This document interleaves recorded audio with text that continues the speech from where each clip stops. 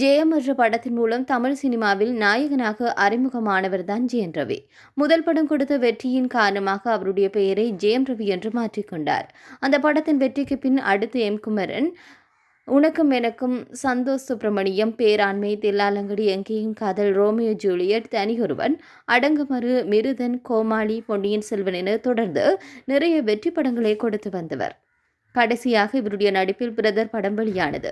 ஆனால் சரியாக படம் ஓடவில்லை. தற்போது ஜெயம் ரவி கிருத்திகா உதயநிதி இயக்கத்தில் ஏஆர் ரஹ்மான் இசையில் நித்யா மேனனுடன் இணைந்து காதலிக்க நேரமில்லை என்ற படத்தில் நடித்துள்ளார்.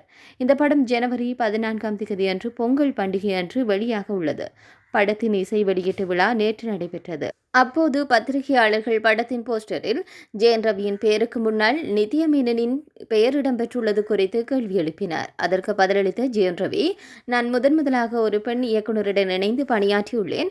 இதுவரை எனக்கு இருந்த பார்வையை அவர் மாற்றிவிட்டார். எப்போதும் ஒரு ஆணின் பார்வையில் இருந்து அனைத்தையும் அணுகி பழகிய எனக்கு ஒரு பெண்ணின் பார்வை குறித்து கிருத்திகா உதயநிதி சொல்லிக் கொடுத்துள்ளார் என ஜெயம் ரவி கூறியிருக்கின்றார்.